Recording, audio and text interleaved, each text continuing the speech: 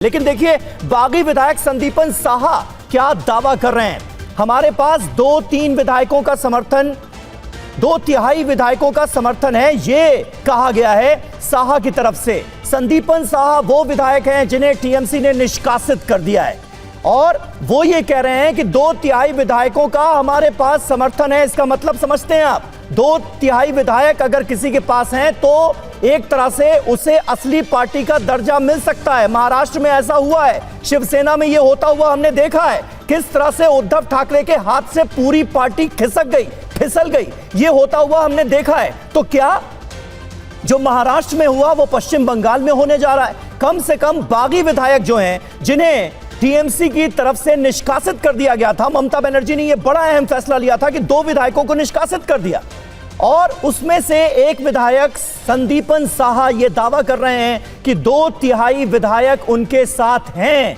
यानी ये खबर बड़ी बनती नजर आ रही है। स्पीकर से मुलाकात करने के लिए तमाम विधायक पहुंचे हैं। टीएमसी को आधिकारिक तौर पर इसकी खबर नहीं है। माना यह जा रहा है कि इन विधायकों ने ममता बनर्जी और अभिषेक बनर्जी से अलग रुख अख्तियार कर लिया है और संदीपन साहा का यह दावा कि 2/3 विधायकों का समर्थन हमारे साथ है। बिल्कुल, और यानी कि एक तरह से वो कवच और वो बचाव भी जो एंटी डिफेक्शन से मिलता हुआ नजर आ सकता है जो दावा किया गया। देखिए थोड़ी देर पहले बागियों के नेता ऋत ब्रता बंदोपाध्याय ने क्या कहा, यह अब आपको सुना देते हैं।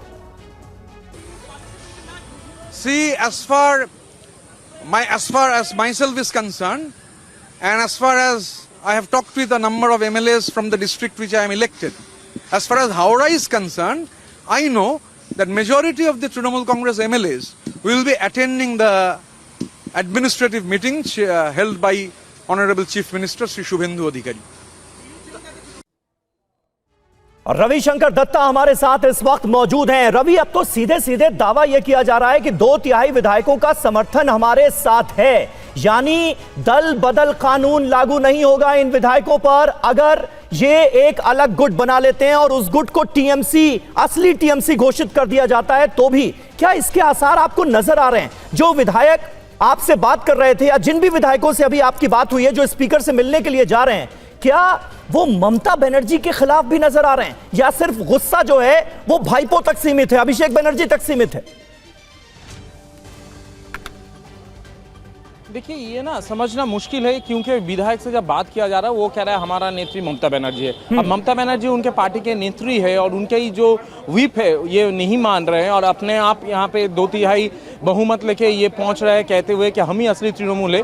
ये पॉलिटिक्स कुछ अलग सा है। इसका कारण ये है कि अंदर ये लोग क्या चाह रहे हैं और बाहर कैमरा में ये क्या कह रहे हैं ये समझना मुश्किल है। जब तक ये पूरा साइन नहीं हो जाता, ऐसा हो सकता है जब तक ये स्पीकर एक्सेप्टेंस ना दे, ये कह रहे हैं ममता बनर्जी हमारा लीडर है, क्योंकि इनको एक्सपेल होने का एक डर रहता है। अगर एक्सपेल किया भी जाता है, सारे एक्सपेल जो एमएलए हैं वो एमएलए रहते हैं क्योंकि वो एमएलए जीत के लोगों की वोट पे जीत पे आए। अगर ऐसा है तो वो एक साथ बहुमत मिला के अपना पार्टी गठन करते हैं या फिर खुद तृणमूल कांग्रेस अपना मान के वो उसको दावा करते हैं, ये भी समझने वाली बात है। लेकिन ये समझ में नहीं आ रहा है कि जो लोग अंदर जा रहे हैं, अगर वो कह रहे हैं ममता बनर्जी हमारा लीडर है तो ममता बनर्जी की बोले हुए मीटिंग पे नहीं पहुंच रहे हैं, उनके बोले हुए जो धरने हैं वहां पे नहीं पहुंच रहा है। अंदर जब जा रहा है वो कह रहे हैं ममता बनर्जी हमारा लीडर है और जाके अपने जो विपक्ष के नेता है उनको ना मानते हुए खुद यहाँ पे विपक्ष के नेता कौन होंगे उसके लिए स्पीकर के दवा मांग रहे हैं। अच्छा रविशंकर, एक बात बताइए, रविशंकर एक बात आपसे समझना चाहूंगा। जिस तरह से आपने कहा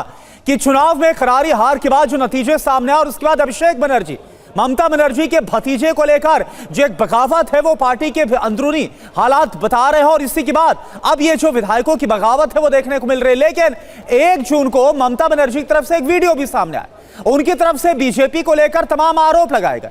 यह कहा गया कि उनके विधायक और सांसदों को पुलिस के जरिए डराया धमकाया जा रहा है।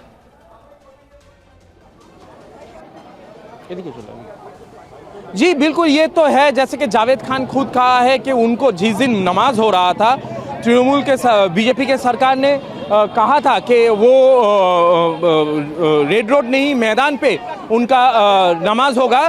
तो जावेद खान ने ये आरोप लगाया था कल कि पार्टी के जो विधायक है, पार्टी के जो बाकी के लीडरशिप है, उन्होंने ये दावा किया था कि उनको रेड रोड में ही नमाज पढ़ना है, उनको धमकाया गया था। अगर ऐसा है तो इसको लेके सवाल उठता है कि जब विधानसभा में ऐसा माहौल है, जब पार्टी हार चुकी है, तब वहाँ पे